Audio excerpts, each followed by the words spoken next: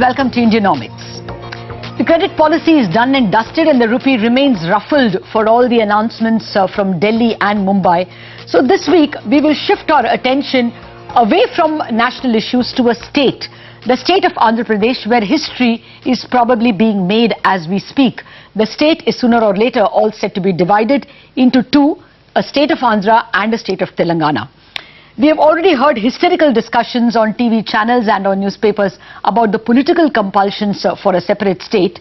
Today we will look at quieter issues. We will look at the economies of the two emerging states of Andhra and Telangana. First, here are some numbers. The state of Andhra Pradesh historically and geographically can be divided into three regions: Telangana, Rayalaseema and coastal Andhra. Telangana, with 10 districts including the city of Hyderabad, has 41% of the population as of 2010 and was originally part of the kingdom of the Nizam. The Nizam's rule had kept the area behind Andhra and Rayalaseema by over 50 years at least at the time of independence. Rayalaseema, which comprises 4 districts and 18% of the population, is the culturally richer part of the state.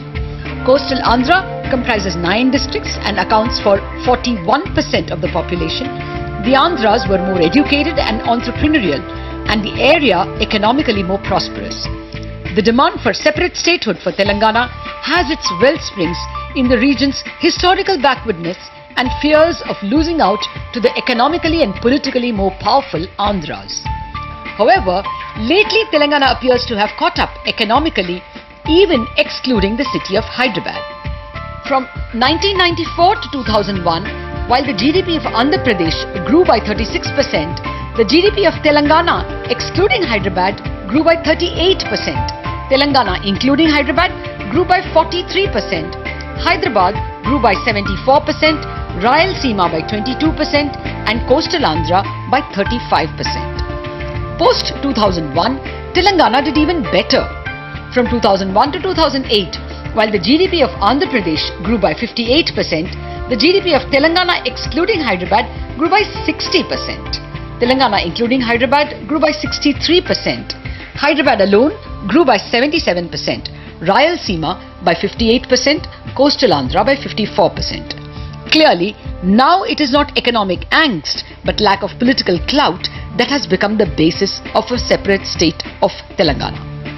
Likewise, in terms of distribution of education, healthcare, irrigation and roads, each region has its advantages, with coastal Andhra leading in irrigation because of the large river basins, Rayalaseema leading in healthcare and Telangana leading in absorption of NREGS expenses and doing better in rural roads.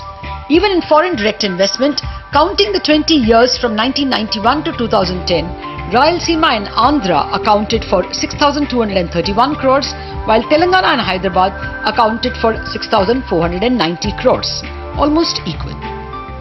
The clear financial advantage for Telangana comes because of the inclusion of Hyderabad. Take sales tax, which is a huge source of income for states. Telangana, excluding Hyderabad, accounted for just 7.6% of sales tax collections. Rayalaseema accounted for 2.9%. Coastal Andhra for 14.3%, while Hyderabad accounted for 75.2%. Hence, Telangana along with Hyderabad accounted for 83% of the sales tax collection. A large part of these sales taxes are paid by Andhras who have invested heavily in Hyderabad city. This explains why Andhras have opposed the division of the state. Clearly, sharing of the city of Hyderabad as the joint capital, or at least sharing of the tax revenues of Hyderabad, will be the bone of contention between Andhra and Telangana.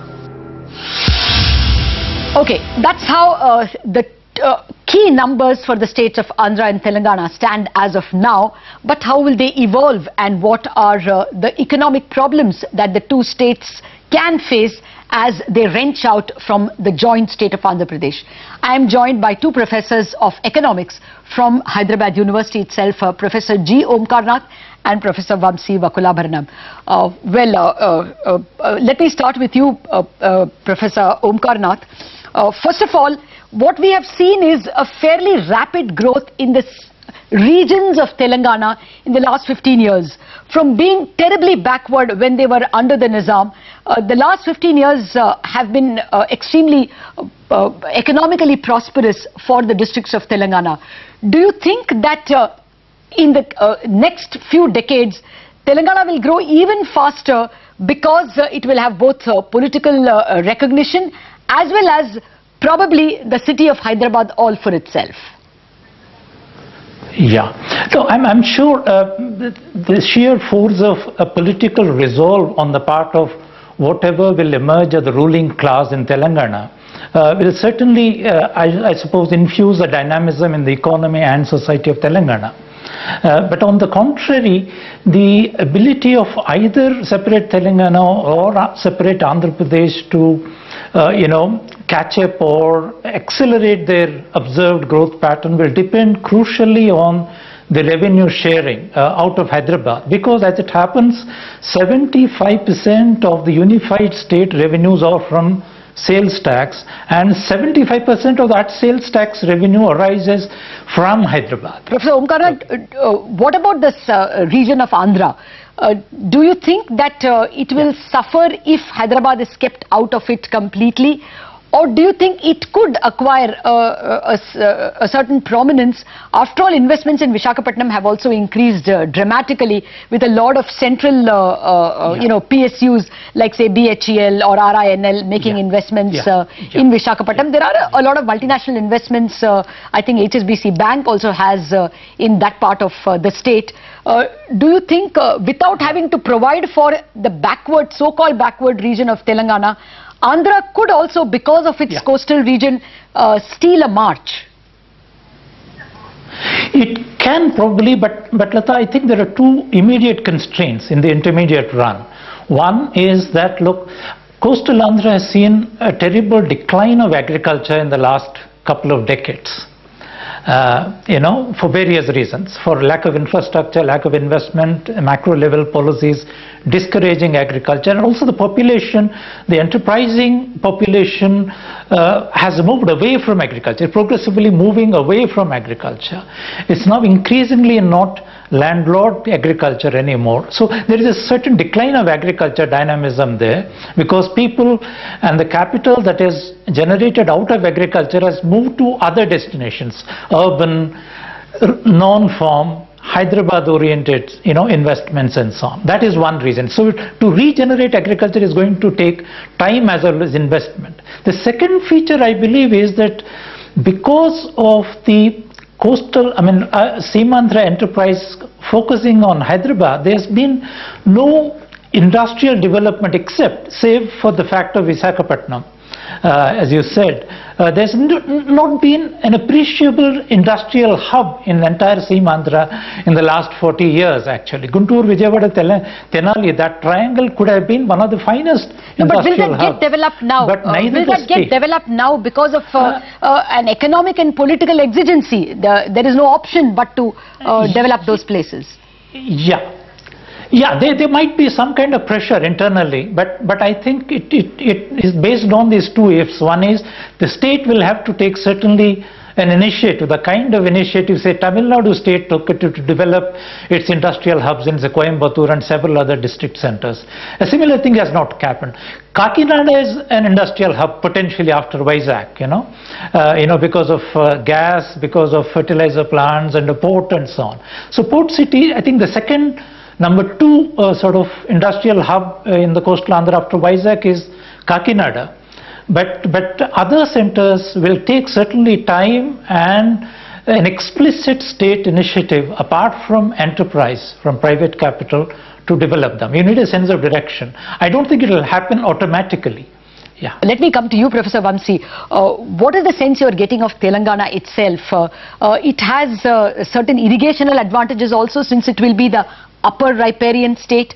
So do you think Telangana could grow faster than it has hitherto done? There is need for more equitable sharing of river water, in the two states, now that, the state of Telangana is imminent. But the union government will have to play a very careful role to ensure that there is a fair distribution of water. And this is central because, one of the issues, you talked about Telangana growing faster in the last 20 years.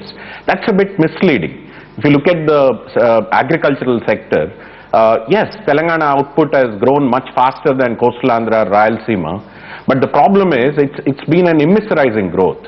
Agricultural populations haven't benefited much, and more than 55 to 60% of the total population from Telangana is still engaged in agriculture. And the main reason, why they have not been able to gain from all this output growth is, one, they don't have, proper irrigation. They are dependent on tube well irrigation, and that has led to extreme groundwater exploitation. And, this is a serious problem. It's also extremely costly. Is your point that even when they get, more political leadership to themselves, Telangana state could fritter away the advantages, and it could be that Hyderabad grows but not the rest of Telangana? See, that's always a danger, because over the last, you said we'll talk about Hyderabad later, but Hyderabad has absorbed a lot of capital from coastal Andhra and Rayalaseema and a lot of labor from Telangana region. So so there is Hyderabad has grown at the expense of the entire hinterland of coastal Andhra, Rayalaseema as well as Telangana. So this model has to be transformed. So even if Telangana state forms a speculative model based on real estate or construction, which has led to this massive growth of Hyderabad city, that needs to be transformed. We need to look at the basics.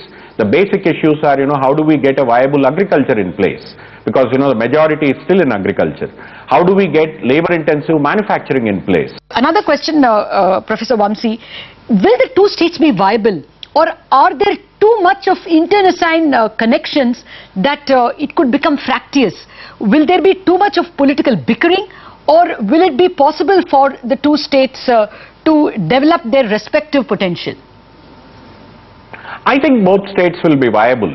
As Professor Omkarnath already mentioned, it depends a lot on, in the short run, how the revenues from Hyderabad will be shared.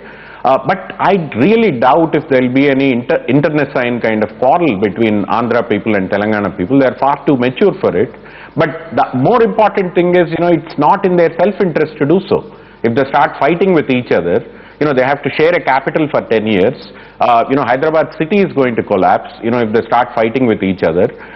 And, they need to find, an effective way of sharing, the river water and the shared city space of Hyderabad. I don't think, they're going to quarrel. It's not in their interest. Okay. Well, I can see that both of you gentlemen are more interested in discussing the future of the city of Hyderabad and what it might mean, its presence in Telangana and its absence in future Andhra state, and how material it is to the development of both states. So let's take a break on that note and come back and discuss what will be the future of Hyderabad, and therefore how will the futures of these two states be impacted. We are back in a minute.